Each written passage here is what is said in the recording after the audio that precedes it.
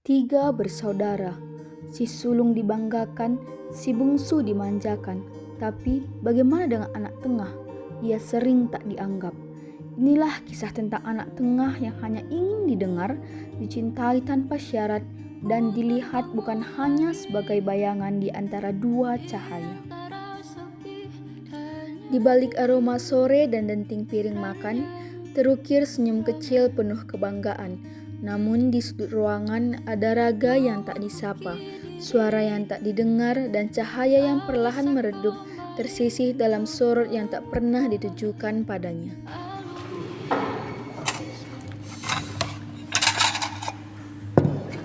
Halo Kak. Halo anak mama, gimana hari ini sekolahnya? Hari ini sekolahku baik kali. Tadi kami ujian matematika loh Mak. Terus aku dapat nilai 95. Keren kali anak mama ini. PR-nya udah siap? Udah dong. Emang pintar-pintar anak kita ini kan? Iya sama kayak abangnya. Apalagi si Robby, umurnya sekarang dia bisa bantu orang tua. Iyalah, itu kan abang kesayanganku. Kemarin aku juga dapat nilai A semua di ujian aku. Mak, hari ini kamu masak apa Mak? Hari ini ada makanan kesukaan Ruby. Yes. Dengan lembar demi lembar mimpi di tangan, ia mengetuk ruang hati orang tuanya. Tapi yang datang bukanlah pelukan, justru pintu yang tak terbuka. Ia bicara tentang masa depan, namun dijawab dengan masa lalu. Ia membawa harapan, namun yang diterima hanyalah beban. Gimana ya pekerjaan Robby di sana? Pastinya dia udah sukses di sana. Pasti sih kalau itu. Halo Pak. Ya. Aku bawa brosurnya untuk beasiswa tahun depan. Aku mau nyoba beasiswa ini. Coba mau apa lihat dulu brosurnya.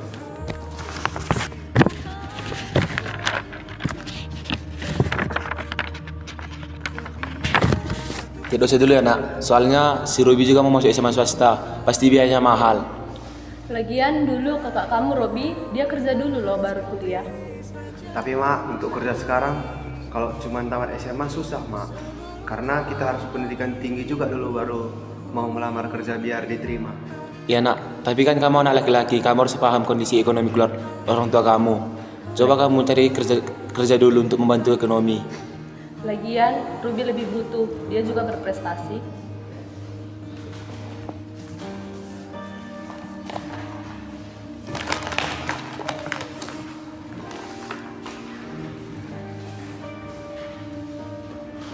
Ketika tidak didengar oleh orang yang melahirkan, ia datang pada sang kakak dengan sisa harap dan luka terbuka. Namun di sana pun ia hanya menjadi bayang, tak penting, tak cukup, dan ia pun pergi membawa perih yang tak terlihat. Halo Kak, tadi aku udah ngomong sama Mama sama Bapak. Karena tahun depan aku mau kuliah, tapi nggak didukung sama mereka. Padahal aku juga udah nyari beasiswa loh, biar nggak lagi nambah tanggungan buat orang tua kita. Ya, kamu harus realistis, Ren. Nggak semua orang setiap tamat SMA langsung kuliah. Mereka bekerja dulu untuk mencukupi biaya untuk kuliah supaya tidak membebani kedua orang tua. Tapi Bang, aku udah nyari-nyari informasi juga kok untuk beasiswa, biar orang tua kita itu nggak nambah beban. Tapi kan Bang, kalau misalnya kamu mau kuliah, yang dipikirkan itu bukan cuma untuk biaya kuliah itu aja. Nanti kalau misalnya kamu mau kuliah di luar kota, biaya hidup di sana kayak mana? Makan dulu, kehidupan itu sehari-hari gimana? Kan perlu dipikirkan. Nah, jadi lebih baik kamu kerja. Apalagi kan aku selesai tamat SMP ini mau masuk SMA swasta yang terbaik.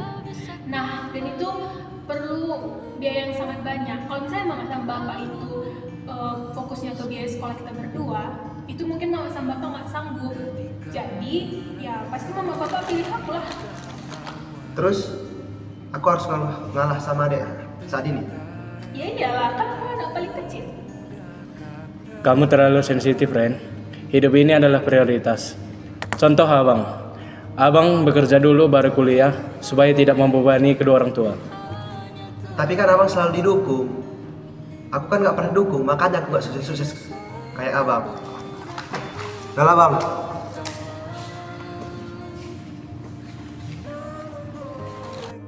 Di bawah langit yang muram, teman-teman datang bukan membawa jalan, melainkan pelarian. Dan dalam tawa palsu dan cairan pahit, ia tenggelam sejenak dari dunia yang tak pernah memeluknya.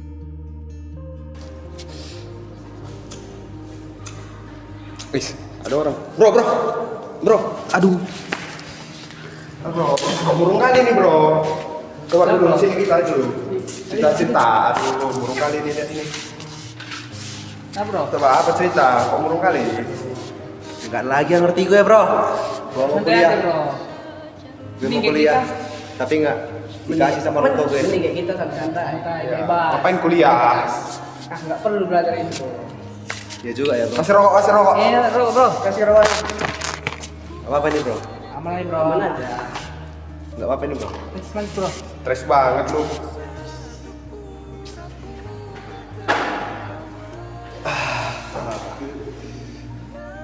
Relax dulu bro.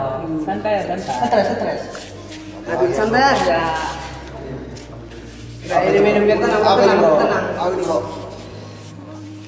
Udah, ada enak kan? Pahit bro. Ini tambah yuk, tambah.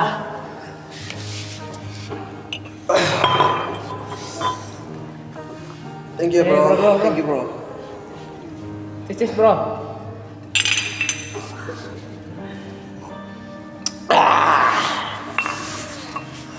Kalau di sini bro. Langsung mabuk lu makan.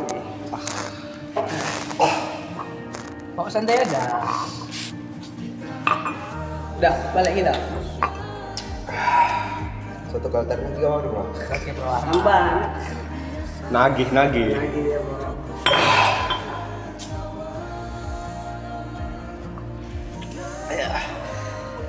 Mana nggak lagi stres? Udah baik kan bro? Malam memecah sunyi dengan suara yang akhirnya berani melawan. Ia bukan anak yang patuh lagi, tapi jiwa yang telah lelah menjadi bayangan.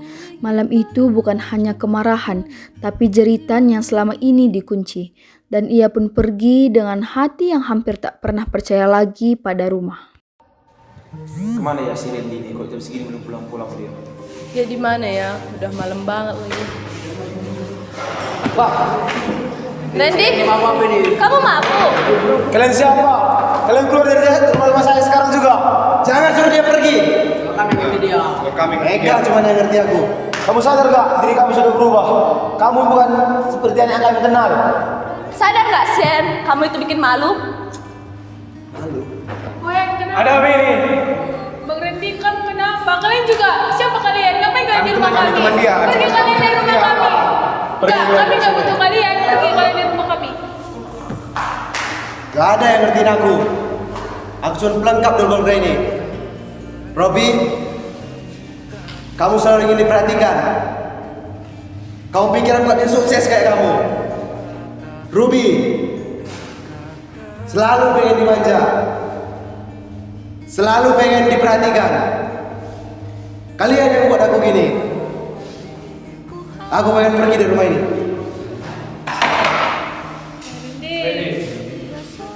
Lepaskan.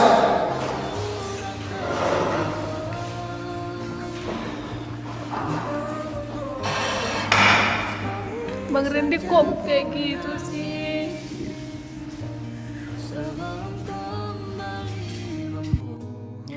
Pagi pun datang membawa cermin bening bernama kesadaran. Mereka melihat diri mereka dalam luka yang ditinggalkan Randy. Tak ada lagi kesombongan, tak ada lagi pembelaan. Hanya satu tekad menemukan kembali anak yang telah mereka abaikan.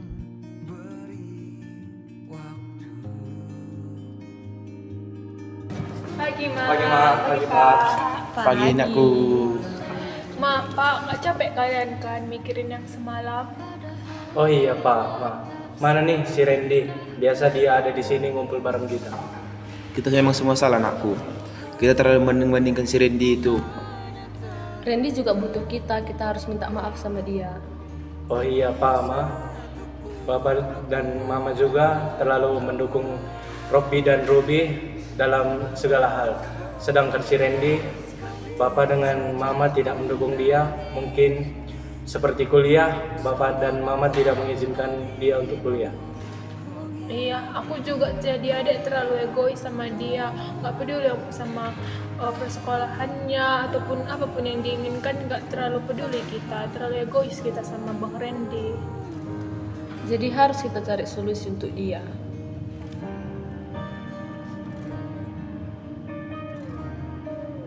Kita cari aja si Randy, kita daftarkan dia kuliah, biar dia tahu dia nggak sendiri.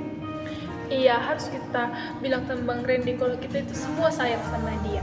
Yuk kita cari Bang Randy. Yuk.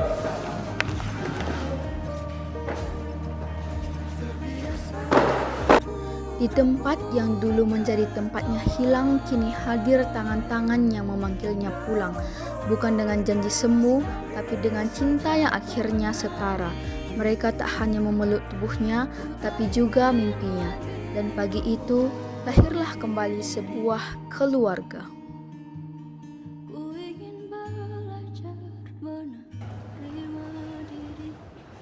Itu Bang Randy. Halo Randy. Bang, kenapa kamu gak ikut tadi sarapan sama kami? Nak, kami minta maaf.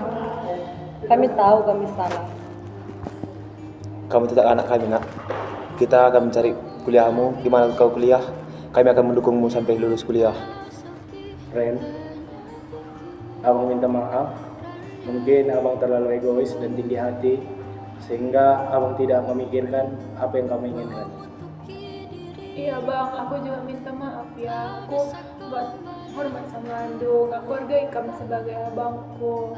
Mulai hari ini kita harus saling menyayangi semuanya ya, harus saling peduli. Makasih ya buat mama sama bapak, adik sama abang udah ngertiin aku. Kalau gitu, mari kita mulai semuanya dengan penuh sukacita. Oke, sayang mama, bapak, abang.